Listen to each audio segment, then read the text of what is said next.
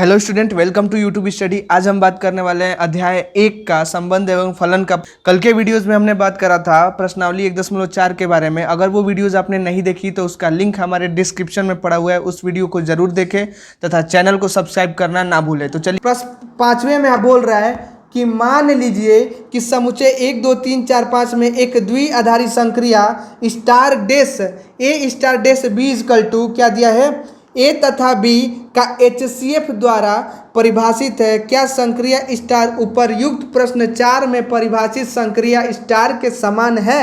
अपने उत्तर का औचित्य भी बताइए। तो हमें क्या करना है, इसका प्रश्न 4 को देख के हमें दिखाना है कि क्या सारणी जो है ये एक समान है, ये हमें प्रूव करना है। तो चलो इस प्रश्न का हल देखते हैं। अब देखो इसमें क्या दिया है, ए स्टार ए एक समुच्चय दे दिया है 1 2 3 4 5 और A star dash B equal to A तथा बी का HCF। तो सबसे पहले हम सारणी बना लेते हैं 1 2 3 4 5 का। तो पहले हम क्या करेंगे, यहाँ पे देखो 1 2 3 4 5 हो जाएगा किस चीज़ के लिए, स्टार डैश के लिए। 1 2 3 4 5 हो गया।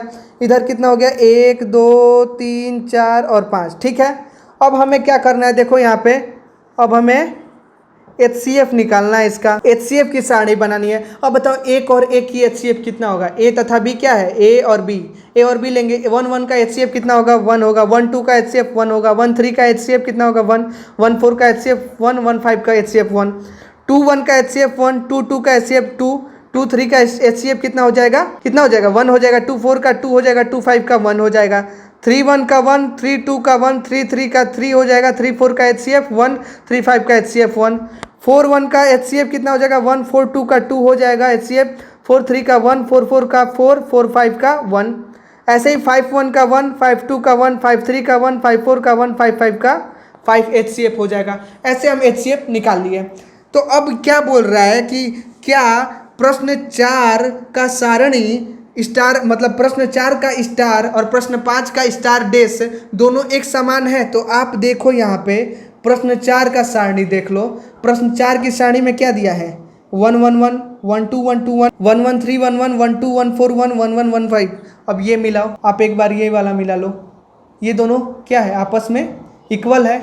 तो ये आपस में इक्वल है तो हम क्या हो गया, यहाँ पे प्रूफ हो गया कि अतः क्या लिखोगे, हाँ यहाँ पे लिखोगे, औचित्य भी दे दिए। तो यहाँ पे क्या लिखोगे, हाँ प्रश्न 4 की सारणी जो है अर्थात स्टार तथा इक्वल टू स्टार डैश के हो गया। तो ऐसे 5वां प्रश्न हो गया। अब चलते हैं हम 6वें प्रश्न में। 6वां प्रश्न है, देखो 6वें प्रश्न में क्या दिया है कि मान लीजिए कि n में एक द्विआधारी संक्रिया star A star B equal to A तथा बी का LCM द्वारा परिभाषित है। निम्नलिखित ज्ञात कीजिए। मतलब पहले का 5 स्टार 7 और 20 स्टार 16। क्या करना है, इसका LCM बताना है। दूसरा भी निकालना है, क्या संक्रिया क्रम विनिमय है। ऐसे ही 3 4 दिया है, 3 4 5 दिया है। यहाँ पे दिया है क्या साहचर्य है, क्या स्टार का तात्समक अवयव ज्ञात कीजिए और क्या संक्रिया के लिए व्युत्क्रमणीय है। तो चलो इस प्रश्न का हल देखते हैं हम 6वें का।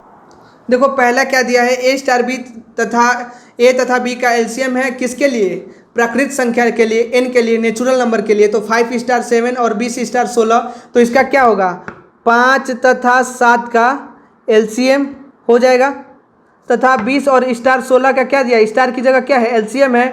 तो 20 तथा 16 का LCM। तो इसका अगर LCM निकालोगे 5 और 7 को तो कितना हो जाएगा 35 और 20 और 16 का 20 और 16 का LCM लसा अगर निकालोगे तो लसा कितना हो जाएगा आपका हो जाएगा 8 दूने 16 8 5 40 80 हो जाएगा आपका। तो आपका 35 आ गया, 80 ये आपका आंसर आ गया। ऐसे ही दूसरा क्या बोल रहा है, दूसरा बोल रहा है कि क्या संक्रिया स्टार क्रम विनिमय है। दूसरा में क्या प्रूफ करना है, क्या स्टार क्रम विनिमय है। अब क्रम विनिमय दिखाने के लिए हमें क्या करना पड़ेगा, देखो ए स्टार बी इक्वल टू क्या करना पड़ेगा, बी स्टार ए दिखाना पड़ेगा।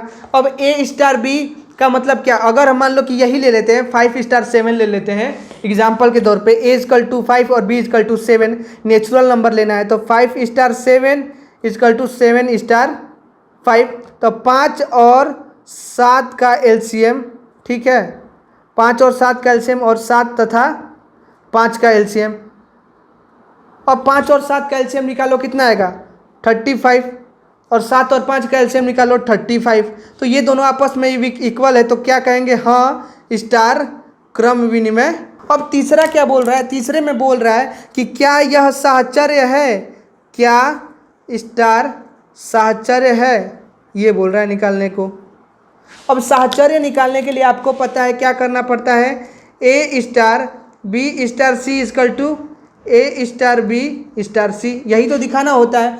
अब देखो ए बी और सी का एलसीएम यहाँ पे क्या हो जाएगा, ए स्टार बी तथा सी का एलसीएम, ठीक है, इजकल टू ए तथा बी का एलसीएम, ठीक है, स्टार सी, ठीक है। अब देखो अब क्या हो जाएगा, अब इसको हटाओगे स्टार को तो क्या हो जाएगा, ए बी तथा सी का LCM equal to A B तथा सी का एलसीएम। एक की जगह मान लो 5 7 8 रख लो, A equal to 5, B equal to 7 और सी इजकल टू 8 ले लो।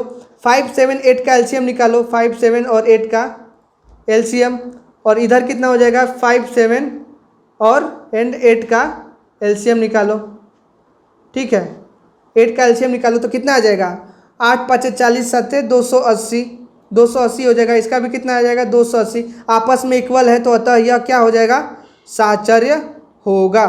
हाँ यह साहचर्य होगा, हम यहाँ पे लिख देंगे हाँ यह साहचर्य होगा, ठीक है। अब ये तीसरा हो गया। तीसरे के बाद अब चौथा क्या दिया है कि अब देखो हमें क्या बोल रहा है चौथे में कि n में स्टार तत्समक अवयव ज्ञात कीजिए। मैंने अभी बताया था कि तत्समक अवयव क्या होता है, तो यहाँ पे देखो आप तत्समक अवयव मैंने बताया था पहले ही, वो क्या बताया था, देखो तत्समक अवयव क्या होता है, तो ऐसी संख्या जिसकी संक्रिया करने पर उसके वैल्यू मान में कोई बदलाव ना आए वह क्या होता है, तत्समक अवयव होता है। अर्थात ए स्टार ई करने पर कितना है, ए आए, या ई स्टार ए करने पर भी मान कितना है, ए आए, तो वह क्या होता है, तत्समक अवयव होता है। तो देखो इसमें हम क्या करेंगे, यहाँ पे ध्यान से देखो कि n में स्टार तत्समक अवयव कैसे ज्ञात करेंगे। तत्समक अवयव ज्ञात करने के लिए हमें क्या करना पड़ेगा, यहाँ पे ए स्टार ई इजकल टू क्या दिखाना है, ए दिखाना है, या ई स्टार ए इजकल टू हम दिखा दें अगर ए, ठीक है। अब ए स्टार ई का मतलब क्या कि अगर हम नेचुरल नंबर प्राकृत संख्या के लिए कोई मान लो कि ए ले लेते हैं 2 और ई ले लेते हैं 5, ठीक है, ई ले लेते हैं 5, तो 2 स्टार 5 अर्थात 2 और 5 का एलसीएम अगर लेते हैं, 2 तथा 5 का एलसीएम अगर लेते हैं तो क्या 2 आता है, 2 और 5 का एलसीएम 2 आएगा, तो 2 और 5 का एलसीएम कभी 2 नहीं आएगा। तो हमारा ई जो है, ई 5 लेने पर हमारा ये नहीं आ रहा, तो क्या बोल रहा है, तत्समक अवयव अर्थात ई ज्ञात करने को बोल रहा है। अगर हम मान लो कि 2 स्टार 1 ले लेते हैं, ई की जगह 1 ले लेते हैं, तो हमारा 2 और 1 2 तथा 1 का एलसीएम कितना आएगा, 2 तथा 1 का एलसीएम कितना आएगा, हमेशा 2 आएगा, ठीक है। अर्थात ये क्या कहना क्या चाह रहा है, कहना ये चाह रहा है कि ई का मान क्या रखे कि एलसीएम जो है वो ए के बराबर आए, ठीक है, ई यही बोल रहा है, ई ऐसा रखना है कि एलसीएम निकालने पर ए के बराबर आए। तो आप यहाँ पर ए की जगह मान लो यहाँ ये दिया है, ये ए स्टार इजकल टू ए, यहाँ पे क्या रखो, 10 रखोगे और 2 रखोगे, तो 10 और 2 का एलसीएम कभी 10 आएगा, नहीं आएगा। 10 और 1 रखोगे तो 10 और 1 का एलसीएम जरूर 1 आएगा। 8 1 रखोगे, कोई भी संख्या रखोगे, ई इजकल टू 1 रखोगे तभी उसका एलसीएम 1 के बराबर होगा, तभी ये तत्समक अवयव होगा। तो तत्समक ई इजकल टू क्या रखना पड़ेगा, 1 रखना पड़ेगा, अतः यह तत्समक अवयव होगा, हमारा 5 ये नहीं होगा, ठीक है। तो ई इजकल टू 1 रखने पर तत्समक अवयव ज्ञात हो जाएगा, ठीक है। अब बोल रहा है पांचवें में क्या बोल रहा है वो देखो आप,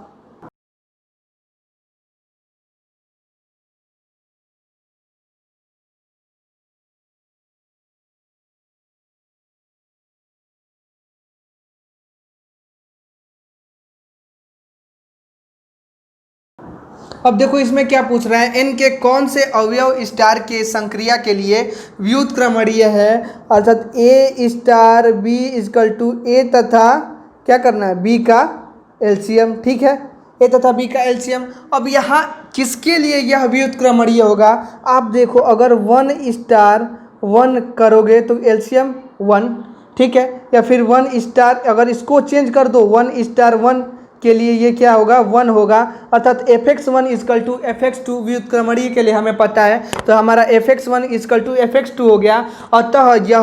अतः हम क्या कहेंगे, अतः यह एक के लिए यह संक्रिया ये के लिए संक्रिया क्या होगी, व्युत्क्रमणीय होगी। हमारा यहाँ पे सिद्ध हो गया। अब ये हो गया पांचवा। अब हम चलते हैं सातवें नंबर पे। सातवां नंबर को देखो, सातवें में बोल रहा है क्या समुच्चय 1 2 3 4 5 में ए star B equal to A तथा बी का एलसीएम द्वारा परिभाषित स्टार एक द्विआधारी संक्रिया है। अपने उत्तर का औचित्य भी बताइए। तो देखो इस प्रश्न का हल करते हैं। अब देखो इस प्रश्न में क्या बोल रहा है, A star B equal to A तथा बी का एलसीएम समुच्चय दिया है 1 2 3 4 5। हमें ये देखना है कि यह जो है यह समुच्चय जो है क्या यह द्विआधारी संक्रिया स्टार द्विआधारी संक्रिया है। तो स्टार द्विआधारी संक्रिया चेक करने के लिए हमें क्या करना पड़ेगा, ए तथा बी, ए की जगह 1 ले लो, 1 तथा 2 का एलसीएम निकालो। 1 तथा 2 का एलसीएम क्या हो जाएगा आपका, कितना हो जाएगा, 1 तथा 2 का एलसीएम हो जाएगा आपका 2 हो जाएगा, ठीक है। लेकिन वही अगर 2 और 3 का एलसीएम ले लो, ये तो देखो ये 2 जो है ये समुच्चय को डिफाइन कर रहा है, परिभाषित कर रहा है, अर्थात द्विआधारी संक्रिया को स्टार को डिफाइन कर रहा है, परिभाषित कर रहा है। लेकिन 2 और 3 का एलसीएम लो तो 2 और 3 का एलसीएम कितना हो जाएगा, 6। आप ये बताओ 6 समुच्चय में है, 6 जो है वो समुच्चय में नहीं है, या फिर 4 और 5 ले लो आप, 4 और 5 का एलसीएम लोगे अगर 4 और 5 का एलसीएम कितना हो जाएगा 20, और 20 जो है ये समुच्चय में नहीं है। तो हम कह सकते हैं कि 1 2 3 4 5 अतः एस द्विआधारी संक्रिया नहीं है, ठीक है। यही सिर्फ पूछ रहा है, आप यहाँ पे कह सकते हो। अब चलते हैं प्रश्न नंबर 8वें पर। 8वां देखो क्या कह रहा है। 8वें में आपका दिया हुआ है, देखो 8वें में क्या दिया हुआ है, मान लीजिए कि n में a star b equal to A तथा b का एचसीएफ द्वारा परिभाषित एक द्विआधारी संक्रिया है। ये बोला है द्विआधारी संक्रिया है। क्या स्टार क्रम विनिमय है, क्या स्टार साहचर्य है, क्या n में इस द्विआधारी संक्रिया के तत्समक का अस्तित्व है। तो आइए इस प्रश्न का हल देखते हैं, क्रम विनिमय और साहचर्य परिभाषित करते हैं। अब देखो 8वें में दिया है A star B equal to A तथा बी का एचसीएफ और n इक्वल टू 1 2 3 4 5 दिया है इसका इन्फिनिटिव तक। तो हम क्या करेंगे, सबसे पहले हम इसका क्या करेंगे, क्रम विनिमय बोला है निकालने के लिए। तो क्रम विनिमय निकालने के लिए आपको पता है कि A star B equal to B star A दिखाना होता है, ठीक है। A star B equal to B star A दिखाने के लिए अब देखो यहाँ पे क्या लिखना पड़ेगा। अगर हम ले लेते हैं मान लो एग्जाम्पल के तौर पे कि n प्राकृत संख्या में से 1 स्टार 2 इक्वल टू 2 स्टार 1। अब बताओ 1 और 2 का एचसीएफ कितना होगा, 1 और 2 का एचसीएफ कितना होगा आपका 1 होगा, और 2 और 1 का एचसीएफ कितना होगा आपका 1 होगा। तो 1 और 1 क्या है, बराबर है। चलो अब दूसरा ले लेते हैं 3 स्टार 5 और 5 स्टार 3। 3 और 5 का एचसीएफ 1 और 5 और 3 का भी एचसीएफ 1, अर्थात हर एक अवयव का एचसीएफ निकल जा रहा है, मौसा निकल जा रहा है। तो आपका ये क्या हो जाएगा, आपका क्रम विनिमय। अब हम निकालते हैं साहचर्य। साहचर्य निकालने के लिए हमें पता है कि A star B star C equal to A star B star C दिखाना पड़ेगा। अब A star B star C का मतलब क्या, बी स्टार सी क्या है आपका, A star B equal to B star है, दिखा दिया हम क्रम विनिमय। अब बी स्टार सी अर्थात बी और सी का एचसीएफ और फिर ए बी और सी का एचसीएफ। तो आप यहाँ पे क्या करोगे, ए स्टार बी तथा सी का एचसीएफ, ए तथा बी का एचसीएफ ये हो जाएगा स्टार सी हो जाएगा। अब ये तीनों निकालोगे तो क्या हो जाएगा, ए बी सी का एचसीएफ और ये ए बी सी का एचसीएफ।